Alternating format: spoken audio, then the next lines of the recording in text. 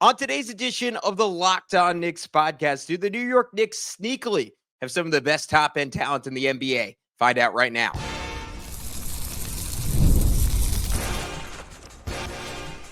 You are Locked On Knicks, your daily New York Knicks podcast, part of the Locked On Podcast Network.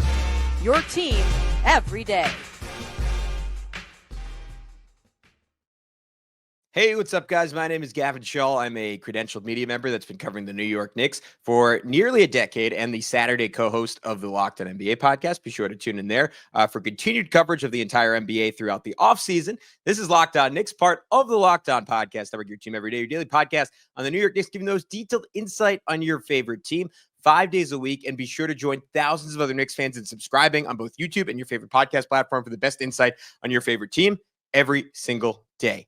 On today's show, we are going to be debuting a new project as part of the Locked On Podcast Network. If you're a fan of the NFL shows, you might have already seen this. But in the past, we've referenced the ESPN Top 100, we referenced the Ringer Top 100, and we said, you know what? We have a whole network of what we believe are the most knowledgeable people who cover their respective teams. Why not have our own top 100? So within the next month or so, I don't think there's an exact date on it. We're going to be putting out the Locked On NBA Top 100. So basically, top 100 players in the NBA.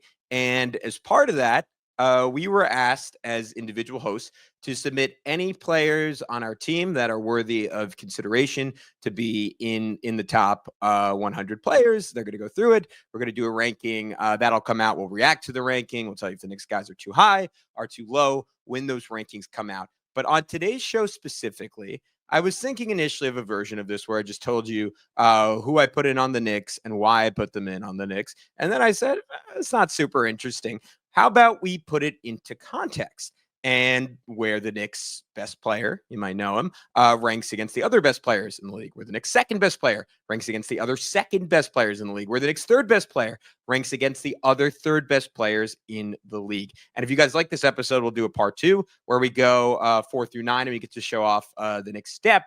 But in this one, I think all those could be summed up as, how do you interpret the Knicks' top-end talent? Do the Knicks have some of the best top-end talent in all of basketball? Some of you might go into this believing they do. Some of you might say, no, the Knicks kind of win because they have an incredibly strong top 6, and Jalen Brunson is just an elite closer. But 1 through 3, where are the Knicks? That's the question we're going to answer in today's show. But we have to start off with the best players in the NBA. So if you're watching on YouTube, I am going to put the list up over my face. I'm going to try to not keep it up indefinitely, just so you can enjoy me talking, because I guess that's why you tune in on YouTube. But I will read it out, of course, for everyone listening or commuting while they tune into this one. All right, so best players in the NBA. I think pretty unambiguously, Nikola Jokic is the best player in the NBA still, despite not winning MVP last year. He's clear-cut number 1 for me. And honestly, before I got into this, I should probably clarify my criteria here is players I would want for next season, with 2 exceptions. I ranked Jayson Tatum and Tyrese Halliburton as if they were healthy. I did that for 2 reasons. One, the hosts of Locked On Pacers and Locked On Celtics still put each of those guys as their team's best players, which I think is fair. 2, I wanted to make these rankings slightly predictive, but mostly based off last season's production and past production in general. And I got a little queasy knocking those 2 guys who I both thought had just fantastic postseasons because they tore their Achilles, right? Obviously, if you want to say that's ridiculous, they're not going to be factors next season. That is a completely fair opinion to have. If you even want to say, even if I was going longer than last season, you want to say this is the type of injury that'll affect their careers and they might never be the same players. That is also very fair based on data. But I chose to rank them as if they were healthy, which will affect our final rankings. And I'll remind you again when we go over the final rankings. But anyways, my numbers were Nikola Jokic at 1. I still had Giannis at 2 over SGA. I know Giannis is a much more specific player, and as I go through these rankings, you're going to hear me talk a lot about the importance of shooting and where I like kind of artificially mark some guys down, maybe even disproportionately to how you should account for their shooting, just because I think it is such an incredible roadblock in how you build a team. If your best player or even your second best player is a non-shooter and they don't primarily play center, even if they do primarily play center, I think in 2025, that is a reason to knock you down significantly. I think Giannis is the exception, because if you do surround him with 4 shooters, you are almost at baseline if he has a healthy season, a near 50-win team, a near top 4 seed. And if you surround him with 4 high-level 3-and-D guys and just enough star power, we've seen him go out and win a championship and be arguably, just from a pure physical perspective, the most dominant player in modern basketball history, I guess, since LeBron James at his apex. So I still had Giannis at 2. Totally fair to quibble with that, because he's a little bit harder to build around than someone like Shai Gilgeous-Alexander, who I think you can just give the ball to. He can be your primary, and you are going to have a fantastic basketball team. Of course, Giannis has far less help than Shai, but that was sort of my consideration there.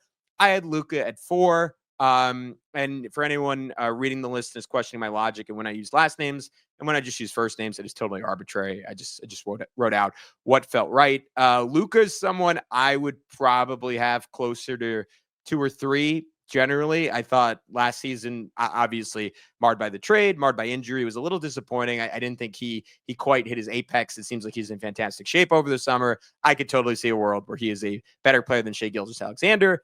Next season, I just, after Shai won a championship, I certainly cannot justify putting Luka ahead of him. So Luka's at 4. Again, all those same qualifiers for Jayson Tatum. He ends up at 5 for me on this list. Just too good of a two-way talent to justify putting spoilers. Jalen Brunson, who I have as my 6th best, quote unquote, best player on a team on this list. I just think the gap defensively there is too big. And I think we've seen an offensive ceiling from Tatum, even if he doesn't have the night-to-night consistency as a scorer that Jalen Brunson does. What he does as a facilitator, what he does as a rebounder, where he is a fantastically talented rebounder for a small forward. Even though we saw there was a real gap between the two in terms of the final 4 minutes of a playoff game, which you can argue is maybe the single most important quality in a star. And I think Brunson, like the case for having him at 6 is that probably short of Jokic, and maybe you can argue Giannis, Shai, Luka, like Brunson is just the guy you want in those situations at this point. And that is my justification for having him at 6, because I do think most non-Knicks observers making a list of the best number 1 option in the NBA, I think would largely have Jalen Brunson closer to 10 or 11 on this list. I personally heavily weight it towards what these guys do in the playoffs. And Donovan Mitchell, I have gone back and forth in my mind so many times between those two. For those of you who watch the podcast for a long time, you probably seen me make a bunch of different versions of similar lists like this over the years, sometimes multiple times a year, checking in. I have no issue with people who think that Donovan Mitchell is a better basketball player than Jalen Brunson. He is a more dynamic off the dribble 3-point shooter. Obviously, he is in a different universe in terms of his athleticism around the rim, like can just take over from a pure physicality perspective in a way Jalen can't. And I think is a substantially better defender. And in some ways I came away from this postseason, we'll talk about it more when we do his player review, encouraged about Jalen Brunson's defense, like particularly the Celtics series where Tom Thibodeau leaned into switching with him and daring the Celtics to go at him. And I think Jalen, given his physical limitations, held up shockingly well in those moments by and large. But he did get exposed by, I think, just a far better offensive mind and Rick Carlisle relative to Joe Mazzulla, even though I like Joe Mazzulla. And Carlisle figured out, all right, you can defend one-on-one when you have 2 of the better help defenders in the NBA as your wings in Mikal Bridges and OG Anunoby. Let's see how you do when we throw you in 3 different actions in 8 seconds. And that is where Jalen's physical limitations really get exposed. So if you want to have like a more versatile defender, my first version of this list, I had guys like Victor Wembanyama, a little bit ahead of Brunson, because my thinking was, all right, you're talking about one of the I think it's unfair to call Jalen one of the worst defenders in the NBA, but in terms of someone who's playing 30 plus minutes a game, I think it's fair to call him one of the worst defenders in the NBA versus Wemby, who's probably the best defender in basketball, like on a minute-to-minute basis, even though he's still figuring things out on that end in some ways, like just 5 stocks a game, that'll get you there, right? We just have never seen Wemby do anything in the playoffs. Obviously, not really his fault. Maybe the Spurs would have got there this year if not for the blood clot he suffered. But if we're being predictive, I think anyone who wants to put Wemby probably about as high as 5 on this list, maybe even 4, I have no real issue with. I just need to kind of see it in a real way. Like, the guy has not played a meaningful basketball game yet in his NBA career. He is for France, and he showed out and almost upset Team USA. So if you want to put Wemby higher, that's fine. We're running out of time in this first segment, so I'll rapid fire the rest of this. Donovan Mitchell, Anthony Edwards, very similar arguments to Mitchell, except he is an even better defender, but I think he is still fairly far behind, again, purely in a playoff context. Not so much in the regular season, where he is spectacular and he became, statistically, he was the best three-point shooter in basketball last year in terms of makes at the volume he shot. I think maybe short. I think you still give that title to Steph at the end of the day, but in terms of raw production, like, he had a case for that. Still is the nuclear athleticism. Again, anyone who wants to have Ant at like 6 on this list, I don't really take any issue with. I just think in terms of processing and sense of the moment, understanding how and where to take over, with the caveat that you could argue he didn't have quite the help that Brunson or Mitchell have on their respective teams, even though he had really good shooting around him this year and a lot of depth. So I don't even know if that's necessarily true. I think Ant is still just a little bit less refined as an offensive player relative to Mitchell and Brunson, and some of the, like, you could look at his LeBron numbers, like some of the advanced stats, I think capture that to some extent or another. Steph, purely like for one game, I might have him at like 4 on this list still. Like, he's still that good, that titanic of a talent, still just warps a defense in ways no player has come within a stratosphere of manipulating and bending and stressing out. He's just going to be 38 by the time the playoffs roll around next year. So to me, he has to fall down to 9 for that reason. And you saw him obviously miss the entire second round with a hamstring injury. Not someone after early career ankle issues that has been particularly injury prone in their careers. But I do think that is something you have to weigh as he leads into his late 30s. I mentioned I had Wemby next. I had Tyrese Halliburton at 11. Another guy, look, he was just the best player on the team that if he doesn't get hurt in game 7, maybe they win an NBA championship. So you want to have him as high as 5 on this list? More power to you. That's totally cool. I still think there are limitations to how he can take over. Not even a game, because we saw him put up, 36, 14, and 11 the one game against the Knicks. But a series, I think there are limitations there. The way he imprints his style on the Pacers, I think, is deserving of that spot. And again, any Indiana fans who've stuck around and want to say that that's way too low and that's sour grapes on my part, feel free to talk. We can talk about it. All right, I will wrap up the rest of the best players. And then we're going to get into the second best players, which I almost think is a more interesting conversation from a Knicks perspective, and particularly how you consider Karl-Anthony Towns. We will get into that in just a sec here on Locked On Knicks. But first, do you ever get this feeling that you wish managing your money felt a little bit easier? Well, with Monarch Money, it can. Whether you're growing your savings or planning a big purchase, Monarch puts you in the driver's seat. It's like having your own personal CFO, giving you full visibility and control over your finances. Monarch Money is more than just a budgeting app. It is a complete financial command center. You can track all your accounts, investments, and spending in one place. So in addition to managing your money, you're also building wealth. They've helped me in a number of ways. The first and biggest one is just financial awareness. Right? We talk about court awareness all the time. In basketball, we talk about self-awareness when we do those BetterHelp reads. I want to talk about financial awareness because I was not aware about how much I was spending on subscriptions. And it turns out you sign up for stuff and you're like, oh, this could be helpful. This could be helpful. This could be helpful. And it adds up to a lot of money, sometimes more money than you're bringing in on a month-to-month basis. Monarch Money helps you become aware of that, and then you can cancel those subscriptions. That's a big help.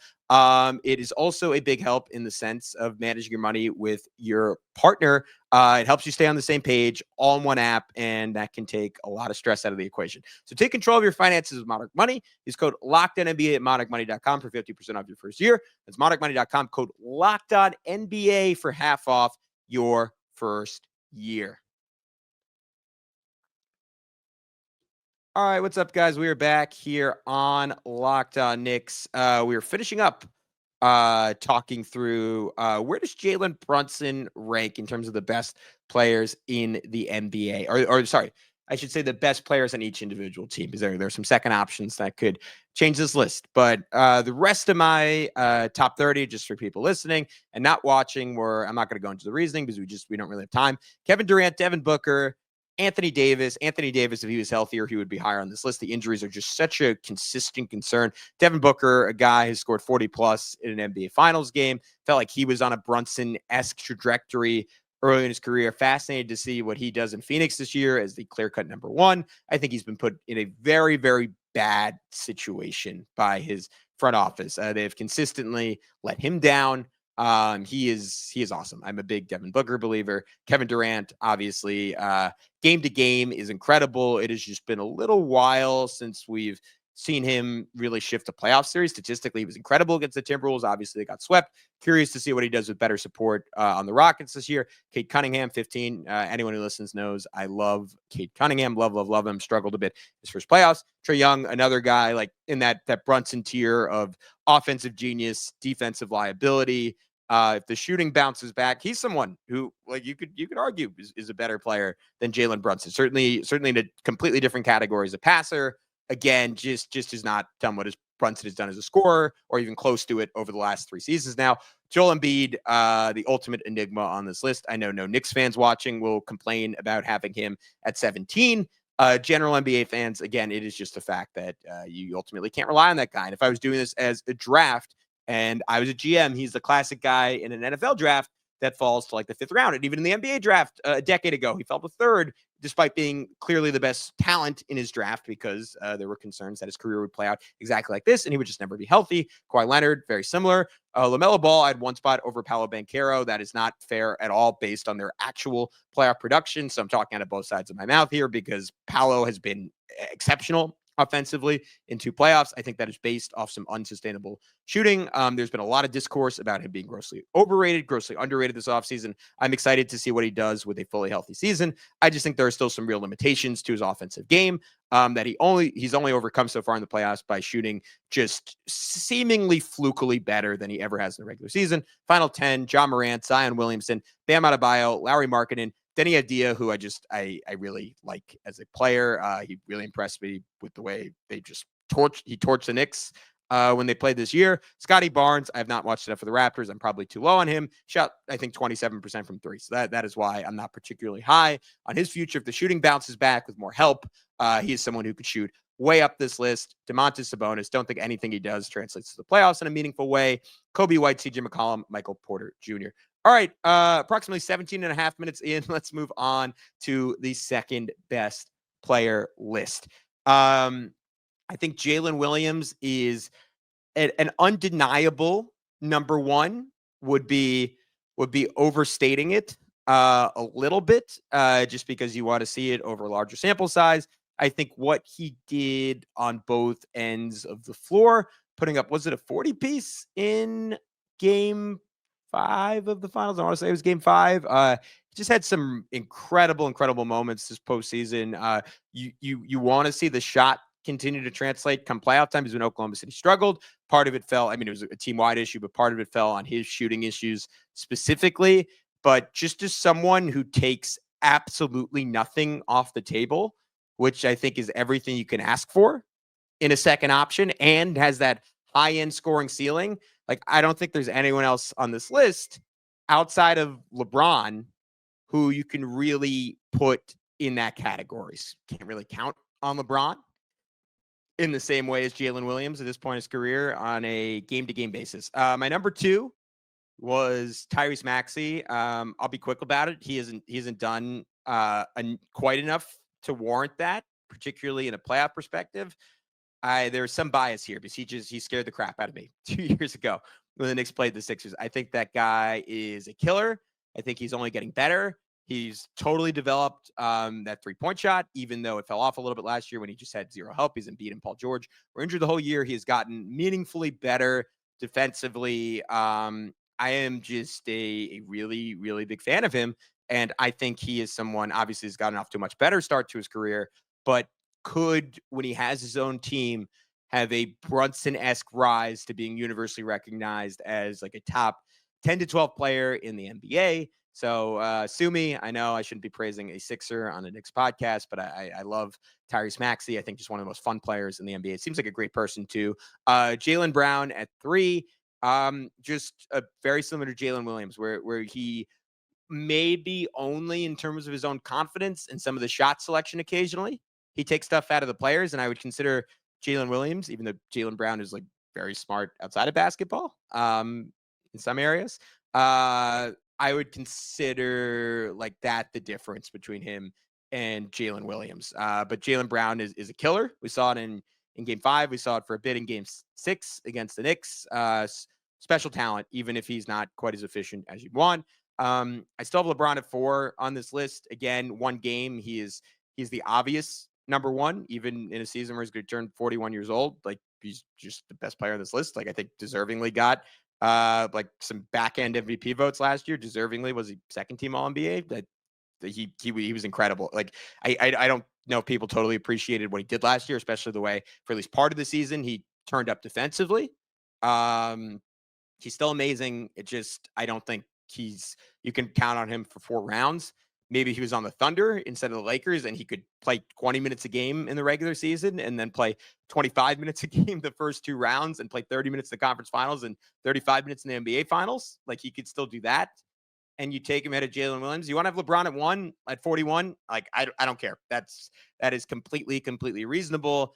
I just think it is a lot to bet on that there'll be another season where there's no drop off and that he can be healthy throughout the playoffs. So that is my caveat in having LeBron at 4. I had Kyrie Irving at 5, just because he's just such a confident shot maker on a game-to-game basis in the playoffs. Gets to his spots, hyper efficient. Sometimes, like, I was going to say he's mastered offensive basketball in some ways, and it's similar to LeBron at times in his career on the Heat, where I feel like he's not as dominant at volume as he could be. But some of that is just size and age limitations. And obviously the ACL is going to affect that as well. I kind of gave him the same break there that I gave to Jayson Tatum and to Tyrese Halliburton that I did not to Joel Embiid. I have Karl-Anthony Towns at 6. And this is obviously the focal point for Knicks fans watching. He is a defensive liability in a way none of the top 5 are. And frankly, in a way, none of the next 5 guys, ironically, until we get to Julius Randle, are behind him. I think he can dominate a series offensively with proper coaching and proper spacing, offensive coaching, neither of which he had last year, in a way that almost no one else on this list, save LeBron, Kyrie, maybe on their best days, Williams, Maxey, Brown can. Like, I don't think we saw the best of Cat until the Pacers series, because that was the one series where he was guarded traditionally. And you could argue, well, that is a limitation. And I would push back that is only a limitation if your head coach insists on starting Josh Hart instead of a 5th shooter around him. And I think if we'd gotten Deuce McBride starting the whole playoffs, you would have seen a postseason from Cat that would have been an efficient 25 a game instead of a fairly efficient 21 per game. The defensive limitations hold him back. The lack of portability in the sense that he can't overcome his ecosystem in the same way that other guys can't, and he's reliant on guys to get him the ball, push him down a little bit. But in terms of pure offensive talent, like, he could be as high as 2 or 3, and there's a chance Mike Brown unlocks that in a way that Tom Thibodeau could not. All right, when we come back, we will quickly, because I'm going longer than I intended here, run through the rest of the second best guys. We will quickly touch on the best 3rd guys, and then I'll tell you where that leaves the Knicks in the final standings and what that maybe says about their chances next year. We'll get into all of it in just a sec here on Locked On Knicks.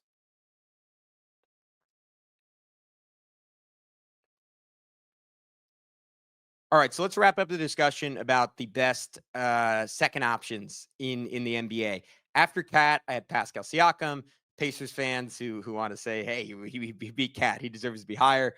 Totally fair. Another one of those guys who takes nothing off the table now that he's proven to be, like, I think he was 42% from 3 this past postseason. Like if that is who he is as a shooter, in the playoffs, like he is just a weapon.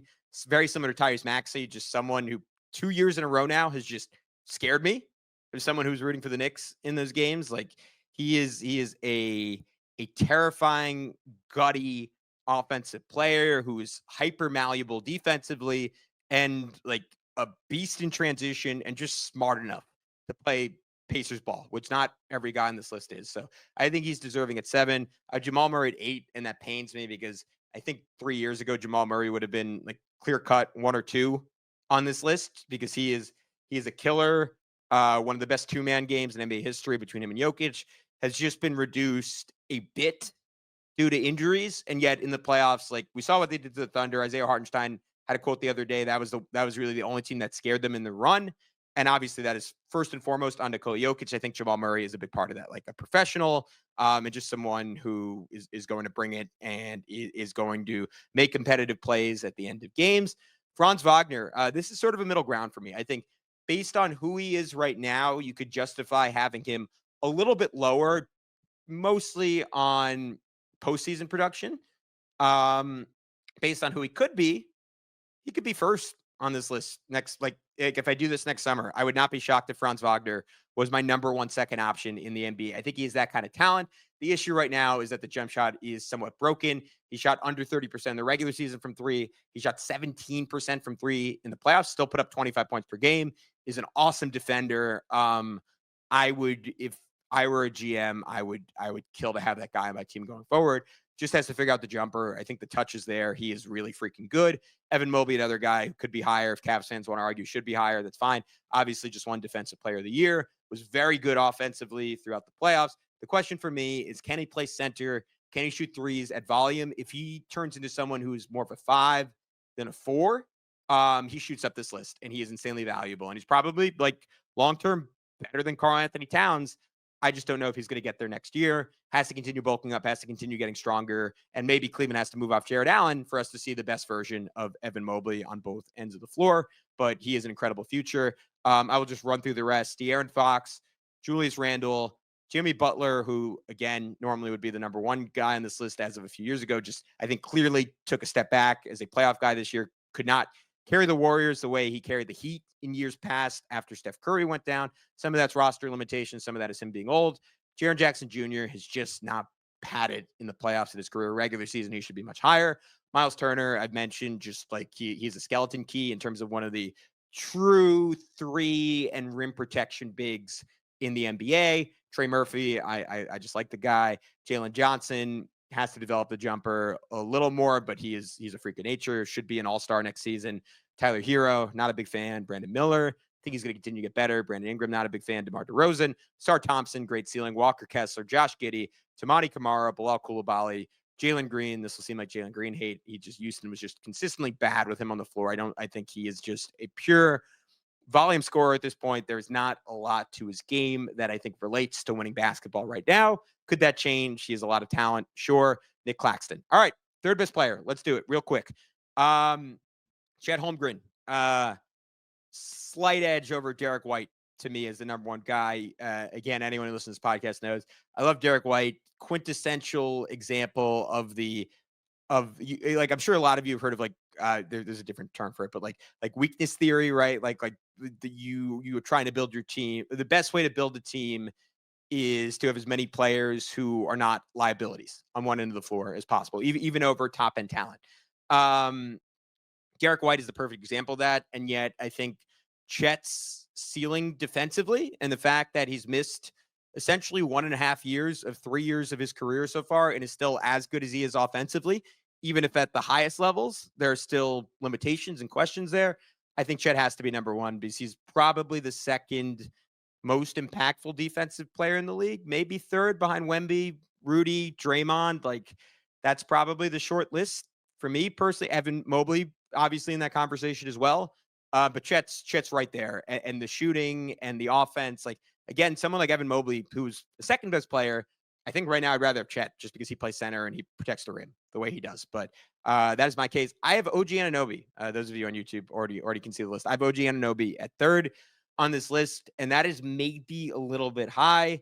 I've said it so many times in this podcast. I love, love, love, love, love OG.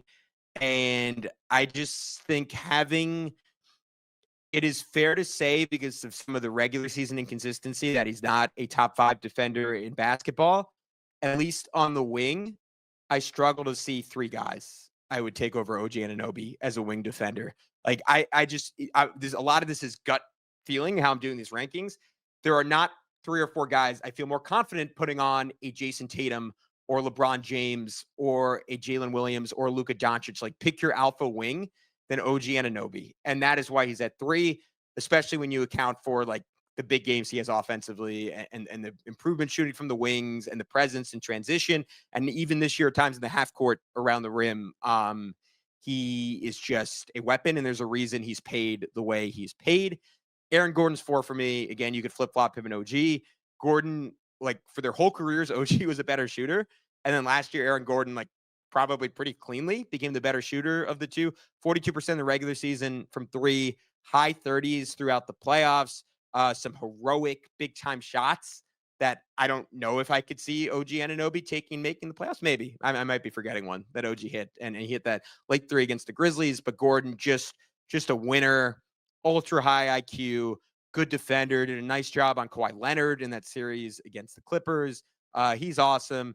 Desmond Bane at 5. I just like elite volume 3-point shooter. Probably one of the 5, 6, 7 best 3-point shooters on planet Earth.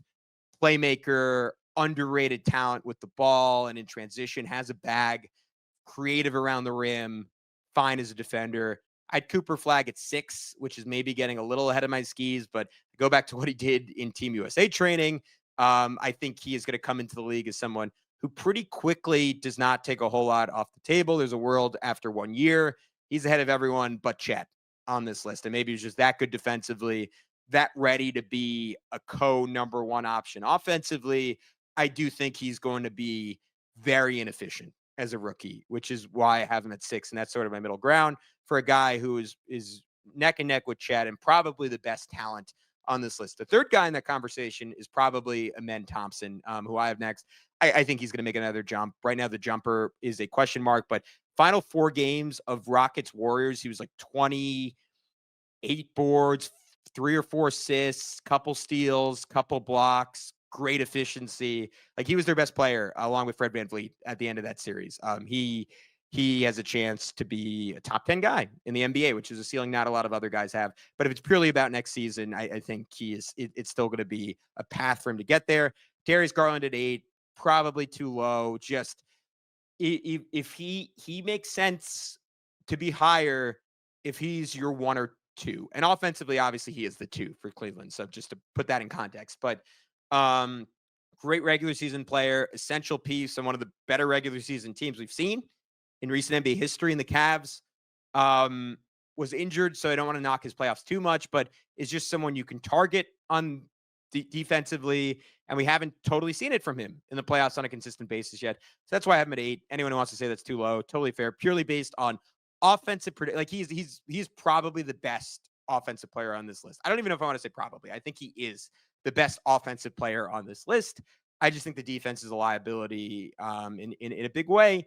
And that is viewed differently. You get forgiven for that more when you're the number 1 guy versus the number 3 guy or number 2 guy offensively. So that's my argument for Garland. Andrew Nembhard, playoff killer, is 9. And then I'll just read off the rest. Draymond Green, still a defensive genius, would be higher if he was younger, and I could see some fall off there.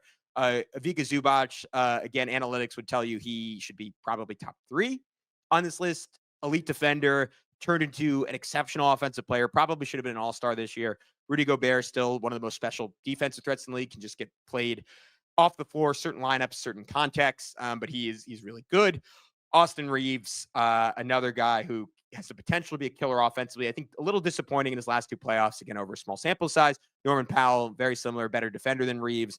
Maybe can't take quite as much of a load offensively, but he's really good. Paul George, a lot of this is about injuries. I'd put him slightly close to Embiid category, where you just can't count on him to be on the floor at this point. And then the rest of my list, Zach LaVine, Drew Holiday, Miles Bridges, Dyson Daniels, Herb Jones, Nikola Vucevic, Jakob Poeltl, Steph Castle, Stephon Castle, Jalen Duren, Mark Williams, Santi Aldama, Cam Thomas, Bobby Portis, Keyshawn George, Ace Bailey. Our final standings, which I'm going to do quickly because we're running very, very long here. I had Oklahoma City at 1, and this is, to be clear, I'm saying this like as if it's arbitrary. I gave 30 points if you were number 1 in a category, 29 if you're 2, 28 if you're 3, etc., and then just added them all up.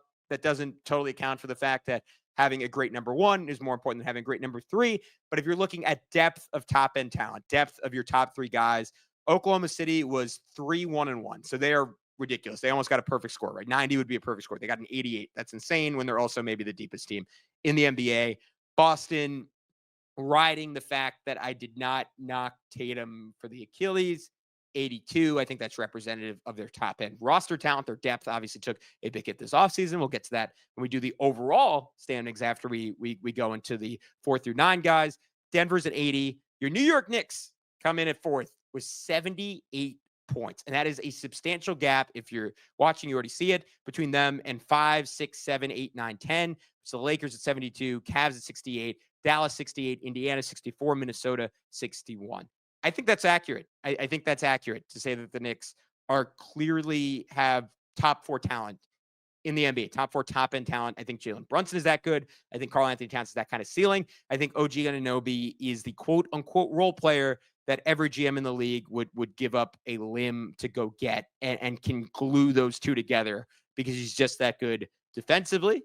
This is a topic because of time I can't explore more in depth today. I want to continue talking about, but let me know in the comments because this is a different type of episode than we normally do. If you want to hear about our 4 through 9 guys, if you want to have like a greater exploration of those final standings, just let me know. We'll talk about it soon with you guys on Locked On Knicks.